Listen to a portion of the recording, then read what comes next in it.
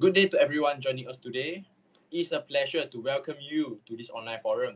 My name is Wong Jin Yen and I will be moderating our discussion on barriers to adopting renewable energy in contemporary society. So, renewable energy is often presented as a key solution to climate change and sustainable development. Yet, despite global commitments, adoption remains slow. This gets raised an important question. What exactly is holding it back? To explore this, we will use the framework by Olavi and his friends, which categorize barriers into economic, technical, social, environmental, policy, and institutional challenges. Crucially, these barriers interact and reinforce each other. Today, we aim not only to identify them, but to understand their interconnections in the context of Sustainable Development Goal, which is SDG, especially for the Goal 7. So today, we are joined by three expert panelists. The first panelist is Dr. Darren, who will discuss economic and financial barriers for electric vehicles. Yes, thank you. Welcome, Dr. Darren. And the second panelist is Dr. Lisa, who will focus on regulatory and policy barriers. Hi everyone, nice to meet you. Hi, Dr. Lisa, and welcome. And the last panelist is Dr. Ta, who will share insights on high upfront costs. Hi everyone, nice to meet you. Yeah, hi, Dr. Ta, and thank you and welcome again. So let's begin our forum now. Dr. Darren, can you briefly explain what is electric vehicles or as known as EV? Sure, Mr. Wong. Uh, Electric vehicles often seen as a symbol of clean and sustainable transportation. They represent a major step away from fossil fuel and towards a future powered by renewable energy. However, while EV promise environmental benefits, their adoption is not always easy. The challenges people face with EV plays an important role in shaping how readily society is to accept renewable energy in a whole. So, Dr. Darren, in your view, how do the difficulties of electric vehicles themselves become a barrier to adopting renewable energy? Mm, as for me, I believe that a real important point is that from my perspective, many people struggles with EV first, even before thinking about renewable energy itself. EV are still expensive to buy, and when people already feels that the car itself is hard to afford, uh, they are much more less likely to care about how the electricity is produced. Dr. Darren, can you explain that connection further so that we can understand that? Absolutely, Mr. Wong. When consumers worry about the driving range, charging time, and battery life, renewable energy become an extra complication. Charging with solar or wind sounds good, but people start asking, will it be reliable? That's the main question. This uncertainty makes renewable energy feel a bit more risky than the economic one. Okay, understood. But in this scenario, how does cost factor into this? That's a great question to ask. In terms of cost, it is a huge issue. EV itself is already cost a lot, and renewable energy systems add even more expenses. It seems to me that for the average consumers, it feels like paying twice for the first EV, then the second for the renewable energy itself. Because of this, many prefer sticking to petrol-based car or charging from fossil fuel grid rather than using EVs. Okay, so Dr. Darren, would you say EV challenges slow down renewable adoption? As for me, I guess it's precise that EVs does slows down the renewable energy adoption. As for me, if EVs were cheaper and easier to charge, people would be more open to renewable energy sources. But since EV adoption is a little bit slow and investment in renewable powered infrastructure are slow, I hold the view that government and companies needs to reduce the EV price and improve charging convenience and support renewable integration together. Otherwise, the cleaning energy transition in transport will remain quite slow for now. Yeah, I agree with you. That's all from me. Is there other questions from another panelist? Uh, Dr. Darren, I actually have a question. What Yes, needs sure. to be changed to avoid electric vehicles themselves becoming a barrier to adopting renewable energy, Doctor? That's a great thoughts from Dr. Ta itself. As for me, I think that to overcome this, EV needs to feel much more simpler and practical to use at first. Once people are confident using EVs, renewable energy can naturally follow. Governments and company needs to reduce EV prices, improve charging convenience, and as well as support renewable integration at the same time. Otherwise, the transition to clean energy in transport will remain slow. Did I answer you, Dr. Ta? Yes, Dr. Darren, that was a great point of view, Dr. Darren. Thank you Okay, so much. welcome. Welcome, Dr. Ta. Thank you, Dr. Darren and Dr. Ta, for providing a very impressed Q&A session, which I didn't thought of it before. So, thank you. Dr. Lisa, turning to you. Why are policies a barrier when a renewable technology already exists?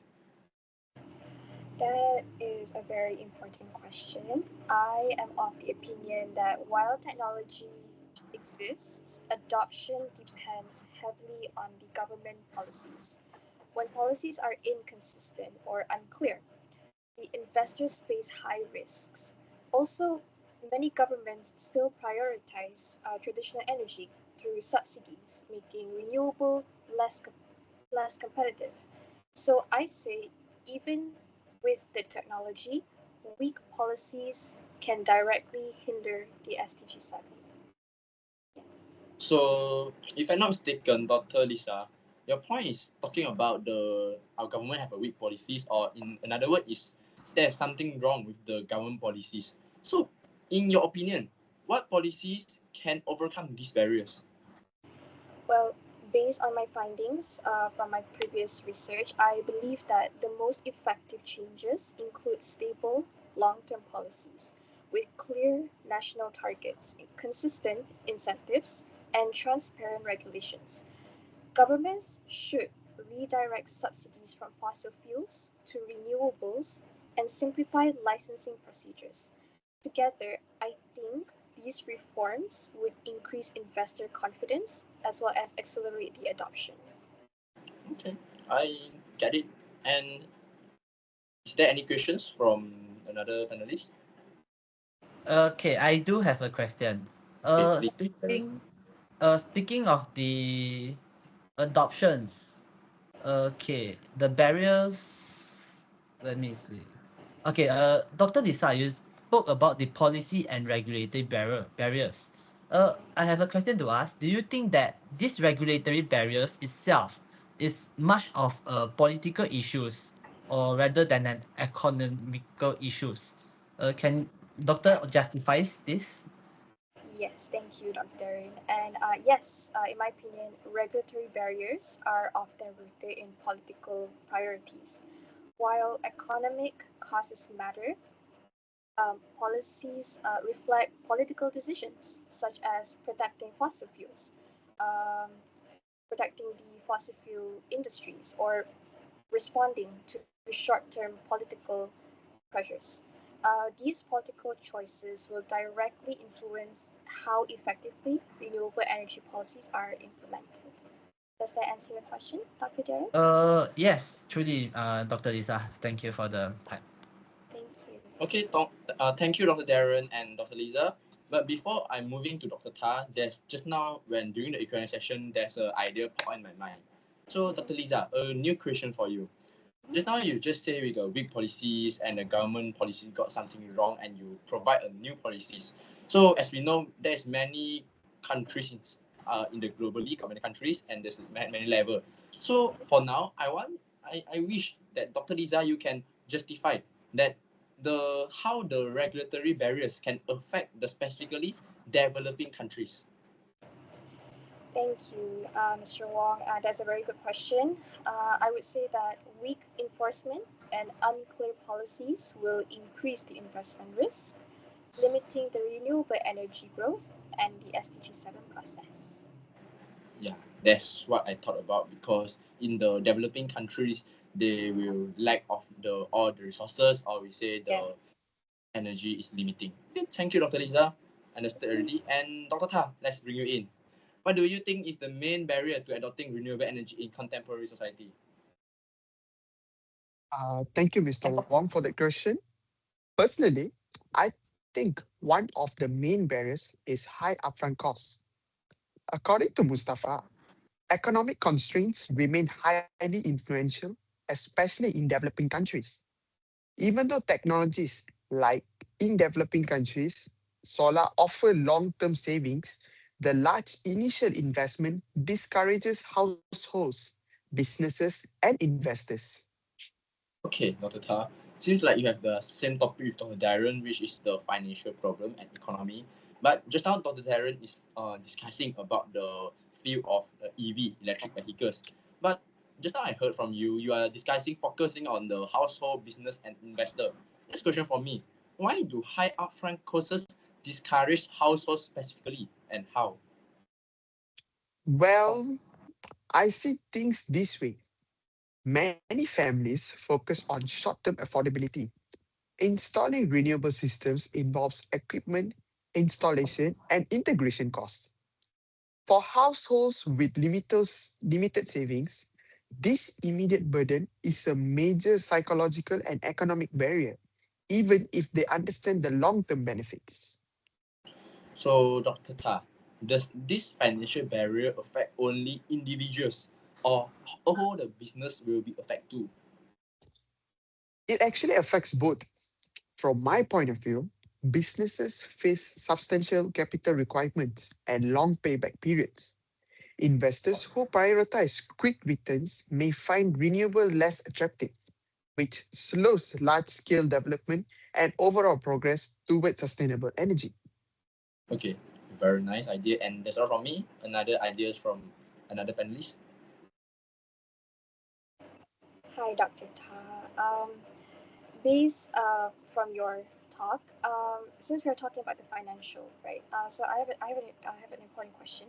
How important is access to financing in renewable energy adoption? Can you explain further, Dr. Ta? Thank you, Dr. Lisa, for that wonderful question. Access to financial plays a crucial role in renewable energy adoption. Many potential adopters lack access to low interest loans or flexible financial schemes that could help us spread out the initial cost over time. Note that without proper financial support, renewable energy remains accessible mainly to higher income groups. This not only limits adoption rates, but also creates inequality in access to clean and sustainable energy solutions. Did I answer your Dr. Lisa? Yes, you did. Thank you, Dr. Ta. Okay, You're welcome, Dr. Lisa. thank you, Dr. Darren, Dr. Ta, and Dr. Lisa for providing a very impressing the idea from different perspectives of view. So as we come to the end of this session, I would like to bring together the key insights that have emerged from today's discussion. Our conversation has clearly shown that the barriers to achieving sustainable and renewable energy adoption are not isolated challenges. Instead, they are deeply interconnected across economy, technical, social, and policy dimension, which Dr. Darren, Dr. Ta, and Dr. Lisa mentioned just now.